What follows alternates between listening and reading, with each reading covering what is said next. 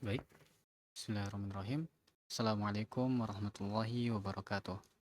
Perkenalkan, nama saya Muhammad Hafiz Saifullah, mahasiswa dari IAT UIK Bogor.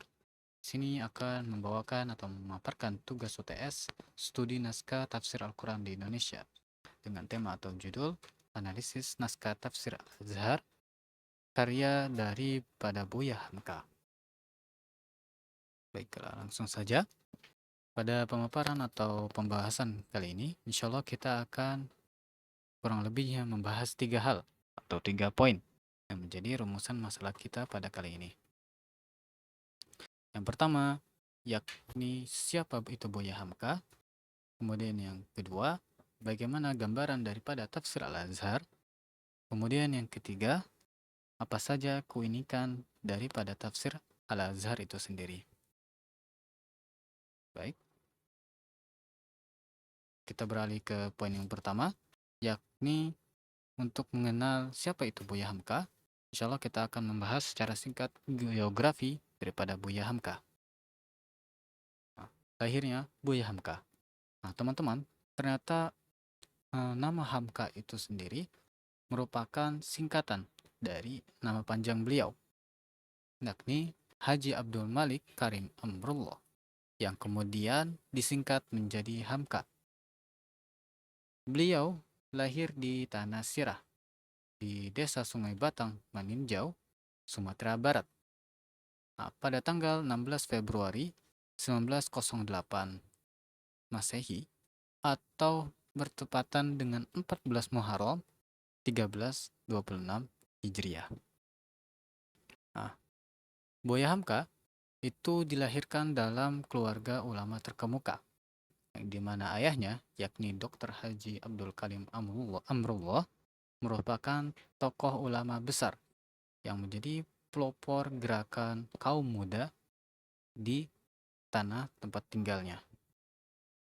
Nah,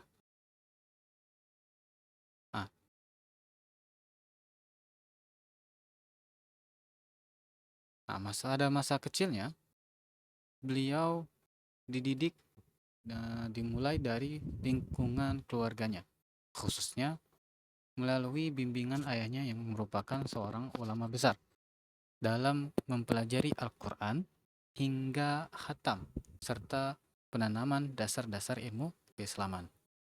Dan melalui ayahnya ini juga, beliau kemudian dimasukkan ke berbagai tempat pendidikan atau instansi pendidikan. Seperti pada tahun 1914, beliau dibawa ke Padang Panjang oleh ayahnya, yang merupakan pusat perkembangan pendidikan Islam di Minangkabau. Setelah itu, beliau juga dimasukkan ke berbagai tempat lain, hingga pada akhirnya pada 1927 beliau melakukan perjalanan ke Mekah, yang kemudian menjadi momentum penting dalam pembentukan intelektual dan spiritual beliau. Nah, di samping daripada perjalanan intelektualnya, beliau juga melakukan interaksi dengan tokoh-tokoh penting. Nah, seperti pada tahun 1924, ya, didorong oleh kegelisahan beliau akan intelektual, beliau berangkat ke Yogyakarta dan berinteraksi atau bertemu dengan tokoh-tokoh penting seperti Hos Cokro Aminoto, Ki Agus Hadikusumo, dan juga Haji Fakhruddin, serta tokoh Muhammadiyah lainnya. Nah, di sana beliau mulai mengenal gerakan Sarekat Islam serta pemikiran pembaruan Islam yang dipelopori oleh tokoh-tokoh seperti Jamaluddin Al-Afghani, Muhammad Abduh, dan juga Rashid Rida. Nah, dari interaksi ini, beliau interaksi ini memberikan pengaruh yang signifikan dalam membentuk pola pikir Buya Hamka yang lebih terbuka, kemudian kritis, dan juga kontekstual. Nah, kemudian dalam mengenal rekam jejak Buya Hamka itu dikenal dalam banyak hal. Ya. Beliau dikenal sebagai seorang ulama, kemudian sastrawan, wartawan, hingga politikus yang ulung di Indonesia. Kemudian, beliau sempat menjadi Ketua Majelis Ulama Indonesia atau MUI yang pertama, dan juga dari segi sastra, beliau dikenal melalui karya-karya yang monumental seperti Tafsir Al-Azhar yang kita bahas, dan juga karya novel seperti Tenggelamnya Kapal Van der Wijk. Nah, selain berprestasi atau dikenal dari segi sastranya, Buya Hamka juga aktif dalam kegiatan organisasi seperti di Muhammadiyah dan juga beberapa gerakan lainnya. Hingga kemudian beliau pernah dipenjara oleh rezim Orde Lama, dan akhirnya setelah beberapa lama kemudian, setelah beliau meninggal, beliau dikukuhkan sebagai pahlawan nasional. Baik, setelah kita mengenal secara singkat biografi dari beliau, sekarang kita memasuki mengenai pengenalan daripada Tafsir Al-Azhar, dari kajian hingga pemenjaraan. Nah, awal penulisan. Tafsir Al-Azhar ini ternyata diawali dengan mengikuti kuliah subuh di Masjid Al-Azhar, yang akan menjadi cikal bakal daripada penamaan kitab tafsir beliau ini, yang didirikan di Kebayoran Baru, Jakarta.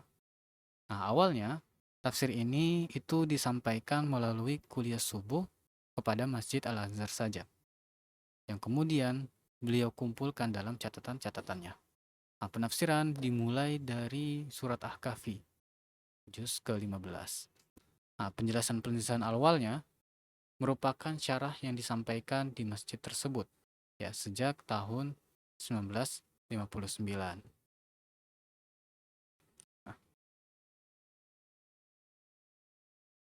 Kemudian tidak lama setelah itu, kumpulan catatan-catatan yang beliau tulis kemudian dipublikasikan dalam majalah Gema Islam yang pertama kali terbit pada 15 Januari 1962 sebagai pengganti majalah Panji Masyarakat yang sebelumnya dibredel pada masa pemerintahan Soekarno.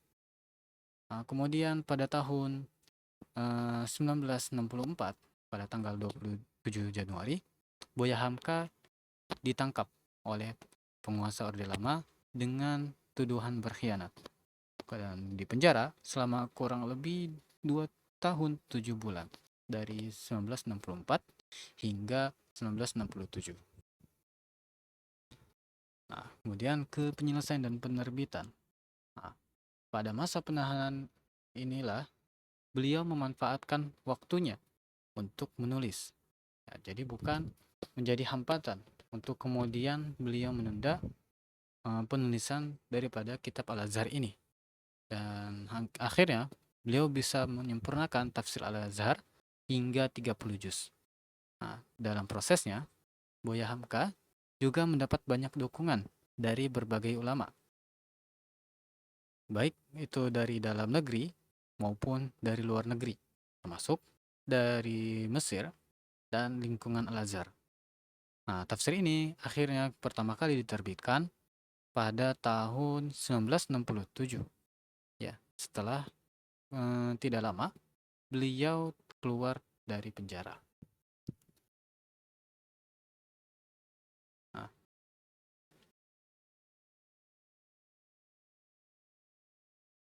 Baik. Sekarang kita masuk ke bagian atau poin yang ketiga, yakni keunikan daripada kitab Tafsir Al-Azhar, mulai dari sistematika, corak, dan juga metodenya.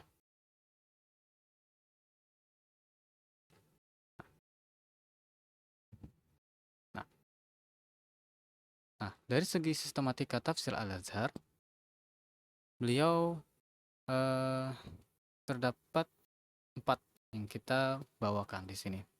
Yang pertama, yakni penggunaan bahasa Melayu, di mana Hal ini juga terpengaruh dari asal beliau, yakni Sumatera. Dan yang kedua, yakni terdapatnya pendahuluan dan penutup pada setiap surah. Dan yang ketiga, yakni pengaitan sejarah dan kondisi sosial, atau bisa dikatakan sebagai kontekstualisasi pada zamannya. Dan yang keempat, yakni pembagian tema dalam tiap surah. Nah, Buya Hamka di sini juga kerap kali mendapatkan tema-tema tertentu dan juga mengelompokkan beberapa ayat ya yang menjadi bahan bahasannya. Ya, seperti contohnya dalam surat terdapat tema lain seperti Al-Fatihah sebagai rukun sembahyang di antara jahar dan sir dan hal-hal lainnya. Kemudian kita beralih ke metode dan coraknya, di mana di sini kita membawakan 4. Ya. Yang pertama yakni penggabungan antara dua metode, yakni metode bil maksur dan juga biroi. Bil maksur yakni melalui periwayatan dan juga jalur ar-ra'yi, yakni jalur logis atau pemikiran pribadi. Nah, kemudian yang kedua yakni beliau menggunakan metode tahlili atau metode analisis dalam penafsirannya. Kemudian yang ketiga, beliau menggunakan berurutan sesuai dengan mushaf yang digunakan. Dan yang keempat, yakni adabul ijtima'i, atau hal ini juga dapat dikatakan sebagai sastra. Nah, yang dimana beliau dalam tafsirnya kerap juga membawakan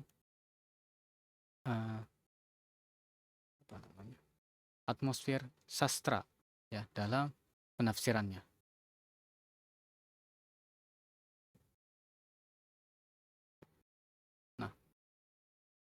Nah, dalam contoh penafsirannya yang kita tunjukkan di sini, kita mengambil contoh dari surat Shad, ya, seperti apa namanya?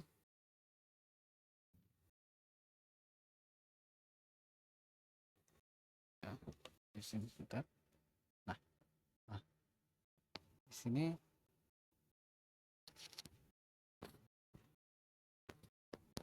beliau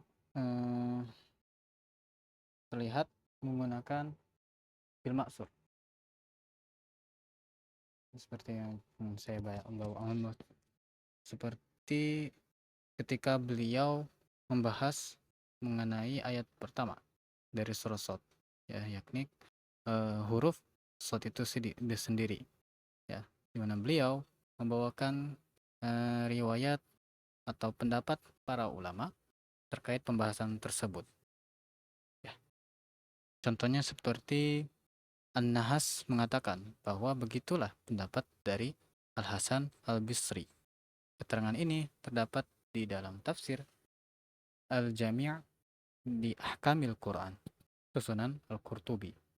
Nah, dari sini kita dapat melihat bagaimana beliau menggunakan metode bil maksur dengan menggunakan riwayat atau menukil daripada tafsir yang ada sebelumnya. Kemudian tidak jauh setelah itu, pada paragraf berikutnya, beliau juga menggunakan metode biroi, yakni ketika menjelaskan beberapa hal dalam Al-Quran. Seperti contohnya, kita bacakan. Berarti juga bahwa Al-Quran itu ialah syarif, yang berarti muliawan, dan karim, yang berarti kemurahan ilahi, dan majid, yang berarti kurniawan. 3 di antara sifat Allah yang mulia ditumpahkan menjadi sifat dari Al-Quran, karena dia dalam bimbingan ilahi bagi insan seluruhnya. Kemudian yang menjadi salah satu hal yang mencolok yakni dari segi sastranya. Beliau kerap kali membawakan contoh kontekstualisasinya beserta dengan gaya sastra khas beliau. Seperti pada halaman ini, beliau mengingat kembali mengenai memori beliau ketika menegakkan Muhammadiyah di Medan pada sekitar tahun 1938. Kemudian pada paragraf berikutnya beliau juga teringat ketika ketika pemerintah Belanda telah jatuh karena datangnya kekuasaan Jepang dan seterusnya. Seperti dapat dilihat dari halaman tafsir Al-Azhar ini. Nah, baik. Kemudian untuk kesimpulannya, dari tafsir Al-Azhar ini dapat kita lihat bahwa karya Buya Hamka yang monumental ini dan sampai sekarang masih digunakan merupakan tafsir yang bercorak adabi ijtimai, yang kontekstual, komunikatif, dan juga relevan dengan kehidupan masyarakat. Nah, sehingga tafsir ini kemudian juga menjadi salah satu tafsir yang berpengaruh di Indonesia dan bahkan masih dipakai hingga sekarang. Baik, mungkin kurang lebih demikian yang bisa saya paparkan dan bawakan. Apabila ada kekurangan dan kesalahan dan pembawaan, mohon dimaafkan. Wabillahi taufiq wal hidayah. Wassalamualaikum warahmatullahi wabarakatuh.